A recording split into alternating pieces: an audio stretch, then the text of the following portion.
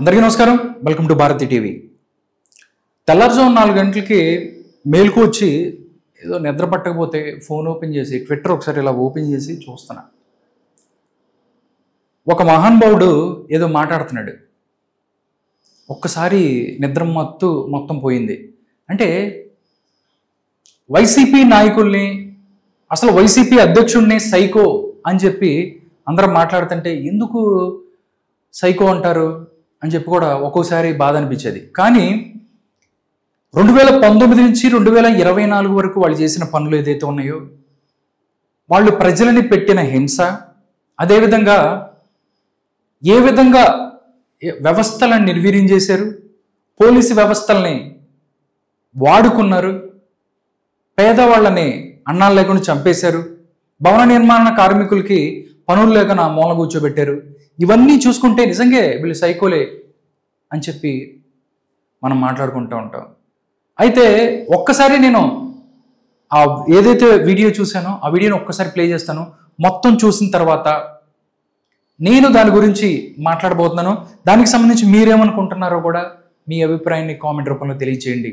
ఒకసారి ఆ వీడియో ఒకసారి చూద్దాం. ఈ ప్రాంతాల్లో అలా అలజడి సృష్టించి దౌర్జన్యాలు, రగళ్ళు, రంపులు సృష్టించి నువ్వు ఏదో పెద్ద బిల్డప్ చేయాలనుకుంటున్నావేమో.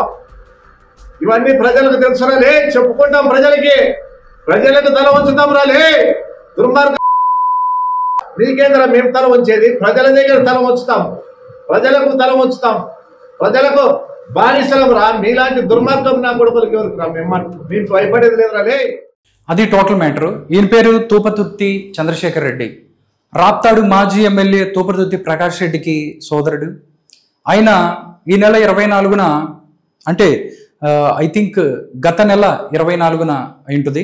దానికి సంబంధించి ఆయన అక్కడ ఎంపీడీఓ కార్యాలయంలో కూర్చొని ఆయన మాట్లాడిన మాటలు, ఏం మాట్లాడాడో మీకు అర్థమైంది. ఎందుకంటే రాజశేఖర రెడ్డి సారు ఆయన అన్న మాటలు, రాజశేఖర రెడ్డి సారు మొద్దు సీన్కి చెప్పుంటే చంద్రబాబు నాయుడిని ఇంట్లోకి వెళ్ళి చంపేసేవాడు. నిజంగా వైసీపీ నాయకులు సైకోలు అని చెప్పి ఎందుకు అంటారో, అంటే ఇండైరెక్ట్గా మీరు ఏం చెప్పాలనుకుంటున్నారు? పరిటాల రవి అనే వ్యక్తిని చంపించింది, మొద్దు సీని చేత చంపించింది వైఎస్ రాజశేఖర రెడ్డి గారు అని చెప్తున్నారా? వైఎస్ రాజశేఖర రెడ్డి గారు చెప్తేనే మొద్దు సీను పరిటాల రవిని చంపాడు. అదే కనుక ఏంటి చంద్రబాబును కూడా చంపమంటే ఇంట్లోకి వెళ్ళి చంపేవాడు. ఇది మీరు చెప్తుంది.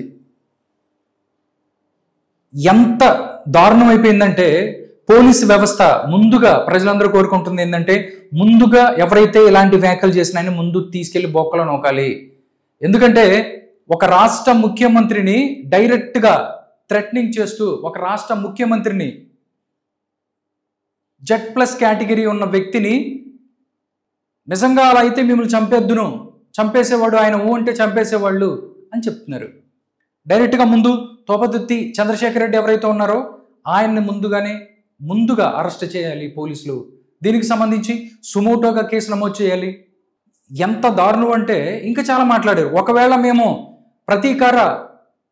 ప్రతీకారం తీర్చుకోవాలంటే లోకేష్తో మొదలు పెడతారంట. లోకేష్ అన్న లేకపోతే చంద్రబాబు నాయుడు ఏంటి, మీరు బిహేవ్ చేస్తే సైలెంట్గా ఉండటానికి ఇంకా రెడ్ బుక్ అని ఉచ్చబోసుకుంటున్నారు. కనీసం ఇప్పుడు చూస్తే మేము మొదలు పెడితే లోకేష్తో మొదలు పెడతామని చెప్తున్నారు. ఏం చెప్తున్నారు? క్యాడర్కి ఏం చెప్తున్నారు? లేకపోతే ప్రజలకి ఏం చెప్తున్నారు? 2019 నుంచి 24 కాలంలో ఆంధ్రప్రదేశ్ను సంకనాకించారు మీరు. ఇప్పుడు ప్రజలు మిమ్మల్ని తిరస్కరిస్తే ఏం చేయాలో తెలియక ప్రజల మధ్య విద్వేషాలను రెచ్చగొట్టి, కులాల మధ్య విద్వేషాలను రెచ్చగొట్టి మీ పబ్బం గడుపుకొని రాజకీయం చేస్తున్నారా? ఆంధ్రప్రదేశ్ దరిద్రం తెలుసా మీలాంటి నాయకులు, వైఎస్ఆర్ కాంగ్రెస్ పార్టీ నాయకులు. మీలాంటి చదువు సంధ్య లేని ఇలాంటి వాళ్ళు రాజకీయాల్లోకి వచ్చి రాజకీయాలను కలుషితం చేసి ఫ్యాక్షన్ని ప్రోత్సహించి రాయలసీమ రత్నాలసీమ అంటారు, తీసుకెళ్ళి ఏంటి పొలాలు లేకుండా పొలాల్లో ఎండబెట్టి ఇలాంటివి చేస్తున్నారు మీరు. ఏం చెప్పాడు మీ తమ్ముడు ప్రకాష్ రెడ్డి? తెలుగుదేశం పార్టీ వస్తే సగం మీసం గొరిగించుకుంటా అన్నాడు. ముందు సగం మీసం గొరిగించుకున్న తర్వాత నువ్వు సవాల్ విసరటం నేర్చుకో. వెళ్ళి ముందు మీ తమ్ముడు సగం మీసం గొరగండి మీరు. ఇంకోటి కూడా మాట్లాడాడు, 500 కోట్లు 2019 నుంచి 2024 సంవత్సరంలో రాప్తాడు నియోజకవర్గంలో 500 కోట్ల రూపాయలు మీరు దోచుకున్నారు. ముందు దాని సంగతి చెప్పండి.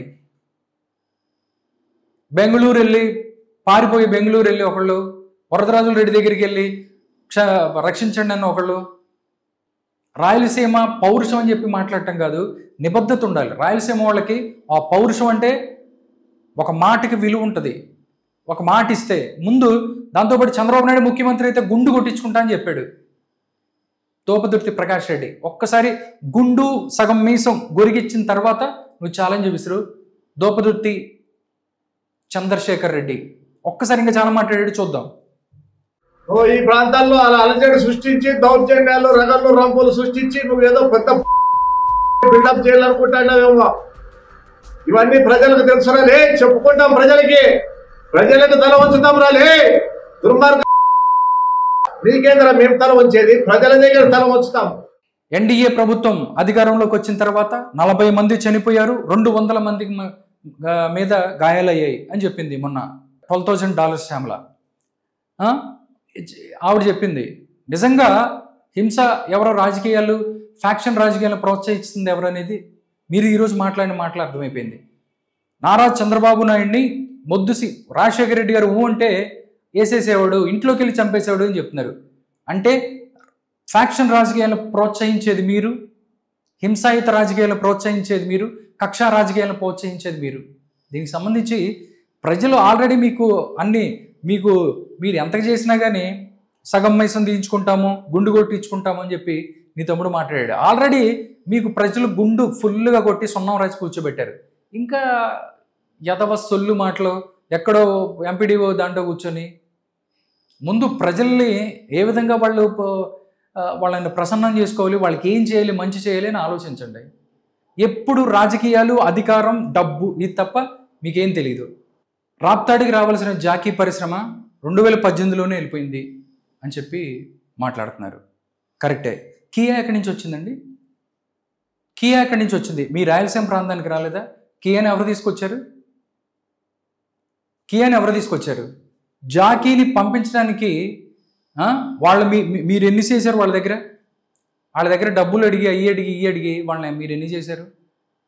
హత్య రాజకీయాలు మొదలెడితే నారా లోకేష్తోనే మొదలెడతారంట హత్య రాజకీయాలు. అంటే ఇండైరెక్ట్గా మీరు ఏం చెప్పాలనుకుంటున్నారు? ఇండైరెక్ట్గా మీరు చంపేస్తామని చెప్తున్నారు.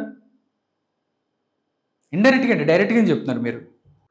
ఈ ప్రాంతాల్లో అలా అలజడి సృష్టించి దౌర్జన్యాలు రగళ్ళు రంపులు సృష్టించి నువ్వు ఏదో పెద్ద బిల్డప్ చేయాలనుకుంటున్నావేమో.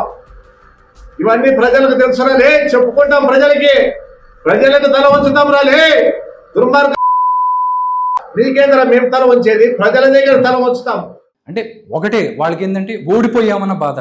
కరెక్టే, రాజకీయాల్లో ఓడిపోవటాలు గెలిపోవటములు సహజం. కానీ రాయలసీమలో ప్రజలు నార్మల్గానే వాళ్ళు ఇలా ఉంటారు. మీరు ఇలాంటి వ్యాఖ్యలు చేయటంతో నిజంగా వాళ్ళ మధ్య విద్వేషాలు బయటకు వస్తాయి. దీనికి సంబంధించి టీడీపీ కేడరో లేకపోతే చంద్రబాబు నాయుడు లేకపోతే ఇంకొకళ్ళు దీనికి సంబంధించి డెఫినెట్లీ అక్కడ టీడీపీ కేడర్ ఎవరైతే ఉన్నారో పరిటాల శ్రీరామన్ వాళ్ళు బయటకు వచ్చి మాట్లాడారు అనుకోండి, వాళ్ళు ఏదైనా రియాక్ట్ అయితే ఏంటి చెప్పండి? మళ్ళీ ఫ్యాక్షన్ రాజకీయాలు మొదలుపెట్టాలని చూస్తున్నారా? ప్రశాంతంగా ఉన్న ఆంధ్రప్రదేశ్ని మళ్ళీ బుగ్గిపాలు కావాలి, మళ్ళీ కొట్టుకోవాలి, కొట్లాటలతో నిండిపోవాలి, అనంత హత్యాకాండ అని చెప్పి అంతకుముందు జరిగినట్టు అనంత హత్యాకాండ మళ్ళీ జరగాలని చూస్తున్నారా? ఏదైనా ఒక మాటలు మాట్లాడేటప్పుడు ఒక పెద్ద హోదాలో ఉన్నప్పుడు లేకపోతే పెద్ద మనిషి తరహాలో ఉన్నప్పుడు ప్రజలకు ఉపయోగపడే మాటలు మాట్లాడాలి, ప్రజల్ని సమన్వయం పరచాలి. లేకపోతే ఇంకొక రాజకీయాలు ఎవరైనా చేస్తారు చెప్పు. ఎన్డీఏ గవర్నమెంట్ ఏమైనా తప్పు చేస్తే నువ్వు వెళ్ళి ప్రజల్లోకి వెళ్ళి చెప్పు, ఇట్లా చేయలేదు, అది చేయాలి, ఇది చేయలేదని చెప్పు. అంతేగాని చంద్రబాబు నాయుడిని లేపేసేవాళ్ళం, నారా లోకేష్ని లేపేస్తాం. నిజంగా మీరు సైకో బ్యాచ్ అంటానికి ఇవి మాటలే నిదర్శనం. దీనికి సంబంధించి పోలీసులు ముందు దీని మీద సుమోటోగా కేసు నమోదు చేసి ముందు దొబ్బదొట్టి చంద్రశేఖర్ రెడ్డిని అరెస్ట్ చేయాలి. దాంతోపాటు మిగతా దీని వెనక అసలు ఏంటి, వీళ్ళు ఎందుకు ఇలాంటి వ్యాఖ్యలు చేస్తున్నారు, దీని వెనక ఉన్న కుట్రను కూడా దీనికి సంబంధించి పోలీసులు వెలికి తీయాలి. ఎందుకంటే ఒకటి కాదు, ప్రతి ఒక్కళ్ళు కూడా బయటకు వచ్చి మీరు ఇట్లా మాట్లాడతాం ఎంతవరకు కరెక్టు? అసలుకే రాయలసీమలో ఉడికిపోతూ ఉంటారు. మీరు ఇలాంటి చేస్తే ఏదైనా జరిగితే ఎవరు కారణం? కాబట్టి ఒళ్ళు దగ్గర పెట్టుకొని ఉండటం మంచిది. లేకపోతే ప్రజలు ఏ విధంగా మిమ్మల్ని చీకొట్టారు, ఆల్మోస్ట్ 11 ఇచ్చారు, ఈసారి కూడా ఇలాగే మీరు మారకపోతే మాత్రం శాశ్వతంగా రాజకీయాల నుంచి మిమ్మల్ని దూరంగా పెడతారు ప్రజలు. గుర్తుపెట్టుకోండి.